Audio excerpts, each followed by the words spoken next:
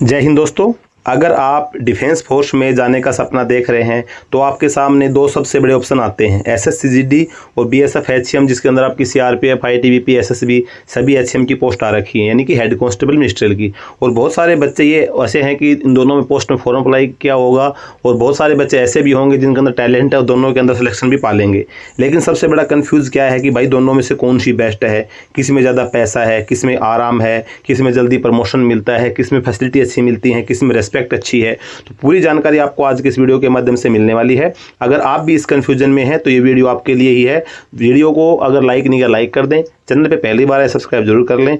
तो आज हम इन दोनों पोस्ट का 360 डिग्री कंपैरिजन करेंगे कि वर्क प्रोफाइल से लेकर सैलरी, फैमिली लाइफ तक। तो वीडियो को एंड में आपको पता क्लियर बताऊंगा कि भाई आपके लिए कौन सी बेस्ट रहेगी। बाकी आप वीडियो पूरा देख लेंगे तो आप खुद समझ जाएंगे। तो बिना किसी देरी के चलिए शुरू करते हैं। तो सबसे पहले हम बात करते हैं रैंक और एंट्री की। तो देखो, एंट्री लेवल की अगर हम बात करें तो ये एक बड़ा डिफरेंस आ जाता है। एसएससीजीडी चाहे आप उसमें आप किसी भी फोर्स में जा रहे हैं, चाहे सीआईएसएफ में सेलेक्ट कितनी भी आपकी मेरिट आए, चाहे आप एसएसएफ में जा रहे हैं, बीएसएफ, आईटीबीपी किसी में भी जा रहे हैं, तो आपकी जो रैंक होगी वो कांस्टेबल की होगी। आपकी जो एंट्री लेवल होगी वो कांस्टेबल की लेवल की होगी। लेकिन इसके अपोजिट अगर आप देखेंगे बीएसएफ एचसीएम में, इसमें आप डायरेक्ट हेड कांस्टेबल मिनिस्टर बनते हैं, यानी आप सीधा एक रैंक ऊपर से शुरू करते हैं। बाकी अगर आप एसएससीजीडी में कांस्टेबल से भर्ती होते हैं तो हर फोर्स में फास्ट से फास्ट प्रमोशन भी आप होगा तो भी मिनिमम 15 साल मैक्सिमम 20 साल तक आपको हेड कांस्टेबल बनने में लग जाती हैं। इसके अपोजिट आप हेड कांस्टेबल मिनिस्टर से बन रहे हैं तो आप डायरेक्ट हेड कांस्टेबल रैंक आपको मिल रही है। तो सबसे बड़ा तो डिफरेंट ये हो गया कि आप 15-20 साल एडवांस हो रहे हैं आप एचसीएम में भर्ती होने से, तो रैंक का फर्क होगा। और तो रैंक के मामले में आपकी बीएसएफ एचसीएम जो बाजी मार लेते हैं, क्योंकि आप सीधे हेड कांस्टेबल से भर्ती हो रहे हैं, जबकि आपको बताया दिया कि भाई जीडी में आपको कांस्टेबल से हेड कांस्टेबल में बहुत टाइम लगता है। अब दूसरा जो आपका डिफरेंट आता है वो अब आता है आपका सैलरी का।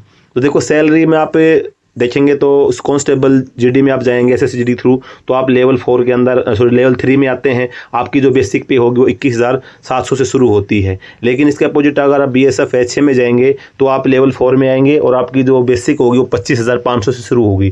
फिर उसके ऊपर डीए वगैरह मिल के आप ये मान के चलो कि सैलरी का मिनिमम स्टार्टिंग सैलरी आप देखेंगे तो 7-8 हज़ार रुपये का मिनिमम आपका डिफरेंट आएगा ही आएगा दोनों पोस्ट के अंदर। तो सैलरी के अंदर भी आप देखेंगे तो एचसीएम जो है वो आपकी बाजी मार जाता है। अगर आपका दोनों में सिलेक्शन होता है तो आप दोनों में सैलरी का आप डिफरेंट देख सकते हैं। तीसरा जो बात करते हैं इसकी जॉब प्रोफाइल यानी वर्क प्रोफाइल की।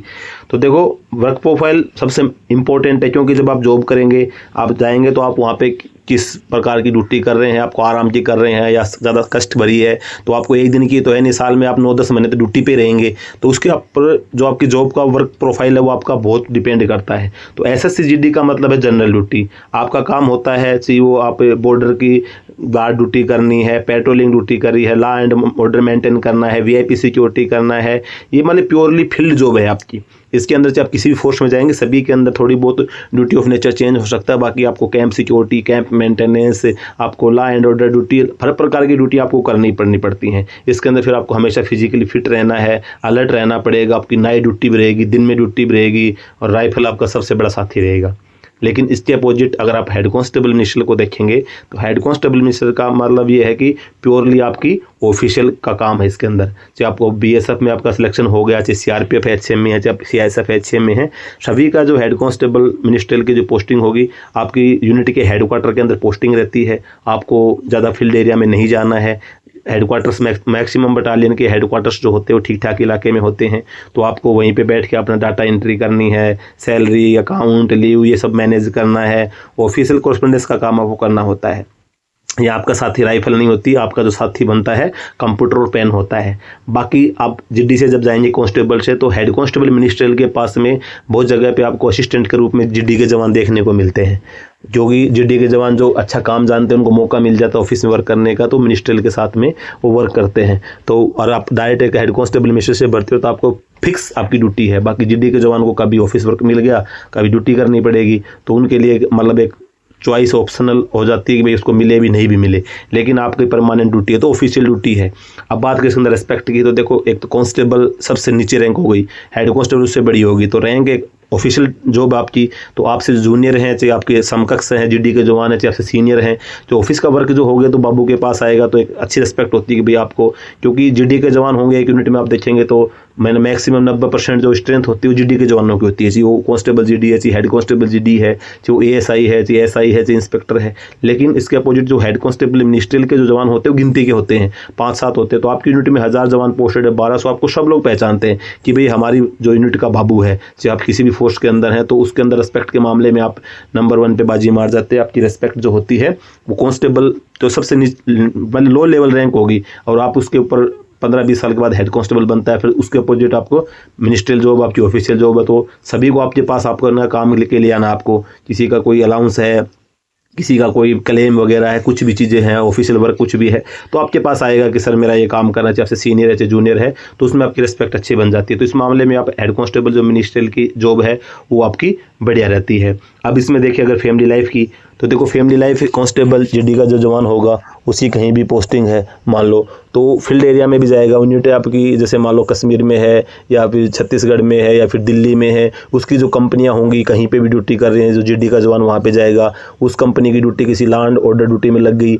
या फिर उसकी मान लो इलेक्शन ड्यूटी लग गई, तो जीडी के जवान को जाना पड़ेगा। इसके अपोजिट एचसीएम का जो जवान होगा उसकी ऑफिशियल ड्यूटी है, कहीं भी पोस्टिंग होगा वो कहीं भी चला जाए, कश्मीर चला जाए, दिल्ली चला जाए, यूपी चला जाए, हरियाणा चला जाए, जिस भी बटालियन में है, किसी भी फोर्स में, उस फोर्स के हेडक्वार्टर के अंदर उसको रहना होता है। और उसका जो मतलब जो काम होगा वो अपना रहता है, फील्ड का काम रहता नहीं है। तो फैमिली रखने का जहाँ मौका मिलेगा तो जीडी की तुलना में मिनिस्ट्रियल वाले को ज़्यादा परिवार के साथ टाइम बिताने का मौका मिलता है, और फैमिली साथ रखने का मौका भी उसी को ज़्यादा मिलता है जो जीडी के जवान का। तो इसमें अगर आप देखेंगे तो फैमिली लाइफ भी जो एचसीएम जो होता है उसकी फैमिली लाइफ जो होती है वो जीडी के जवान से बेटर होती है। तो इस मामले में आप हेड कांस्टेबल जो मिनिस्टर होगा वो आपकी बाजी मार जाता है। तो अभी अगर आप देखेंगे कि भाई आपका छुट्टी वगैरह के लिए, तो छुट्टी वगैरह में भी आपको दोनों को छुट्टी लगभग सेम मिलती है। छुट्टी आपको साल में जैसे बीएसएफ, सीआरपीएफ, आईटीबीपी, एसएसबी, इन सभी फोर्सेज में आपको 2 महीने की ईएल और 15 दिन की सीएल मिलती है। बाकी सीआईएसएफ में आपको 1 महीने की ईएल मिलती है। लेकिन जैसे आपकी पोस्टिंग मिनिस्ट्रियल वालों की जैसे हायर ऑफिस में पोस्टिंग हो जाती है, जैसे आपका सेक्टर ऑफिस है, रेंज ऑफिस है, उनके अंदर छुट्टियां कम होती हैं। तो बाकी उसका जीडी का जवान भी वहाँ पे पोस्टिंग होगा तो उसको भी इतनी छुट्टियां मिलेंगी। तो छुट्टियां लगभग बराबर सेम होती हैं, छुट्टियों में किसी प्रकार का आपका वो नहीं होता, फ़र्क नहीं होता। अगर हम बात करें ड्यूटी हावर्स की, तो ड्यूटी हावर्स में एचसीएम की जो ड्यूटी होती है ऑफिशियल ड्यूटी होती है। ऑफिस सुबह 9 बजे खुल रहा है तो 9 बजे जा रहे हैं, 9 से 6 ड्यूटी होगी, बीच में 1 घंटा आधा घंटा लंच का भी मिल जाता है। लेकिन जीडी के जवान जो होते हैं उनकी जो अपना ड्यूटी का जो रूटीन होता है वो अर्ली मॉर्निंग से शुरू हो जाता है, पीटी परेड से लेके फिर उनकी नाइट शिफ्ट ड्यूटी भी लगती है। जबकि हेड कांस्टेबल जो मिनिस्ट्रियल होंगे उनकी जो ड्यूटी होगी वो अपनी ऑफिशियल ड्यूटी रहेगी, नाइट में उनका रेस्ट रहता है। और जो अपने ड्यूटी के टाइम पे जब भी अपने छुट्टी नहीं काट रहे हैं, आप अपनी ड्यूटी के अंदर हैं, तो संडे को भी आपको ऑफ मिल जाता है। लेकिन जीडी के जवान को संडे को ड्यूटी रहेगी, कहीं पे रेस्ट भी मिल सकता है। मतलब उसमें आपको कोई कंफर्म नहीं है कि आपका रेस्ट रहेगा, लेकिन मिनिस्ट्रियल वालों का रेस्ट इसके अंदर मिल जाता है। तो इस मामले में आप देखेंगे तो एचसीएम की पोस्ट बढ़िया है। तो ड्यूटी हावर्स वगैरह, तो प्रमोशन का मैंने पहले बता दिया कि आप जब हेड कांस्टेबल बनेंगे तो सब इंस्पेक्टर तक पहुंच जाता है, क्योंकि वो डायरेक्ट हेड कांस्टेबल से बन रहा है। आपको हेड कांस्टेबल बनने 15-20 साल लगेंगी, फिर उसके बाद आपको 5-7 साल हेड कांस्टेबल रहना भी पड़ेगा, तब तक वो सब इंस्पेक्टर रैंक तक पहुँच जाता है। तो प्रमोशन के मामले भी बढ़िया है। तो मेरा तो बताने की जरूरत नहीं है, आपने खुद इसके जो डिफरेंट देख लिए होंगे कि आपके लिए कौन सी बेस्ट रहेगी। तो head constable ministerial constable GD से लाख गुना बेटर है। अगर आपका सिलेक्शन हो जाता है तो बिल्कुल आँख बंद करके आप हेड कांस्टेबल मिनिस्ट्रियल को ज्वाइन करें। बाकी अगर ये नहीं है कि कांस्टेबल जीडी की जॉब खराब है, अगर आपका भाई हेड कांस्टेबल मिनिस्ट्रियल में नहीं जाता है तो एसएससी जीडी की जॉब भी बेस्ट है। और इसके लिए भी आप प्रमोशन मतलब जो कंपटीशन है बहुत हाई कंपटीशन आपको देखने को मिलता है, आपको सब पता है इस चीज़ का।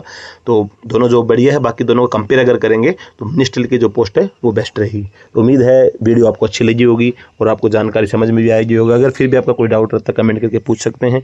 वीडियो को लाइक जरूर कर देना, चैनल को सब्सक्राइब जरूर कर देना। मिलते हैं अगले वीडियो में। जय हिंद।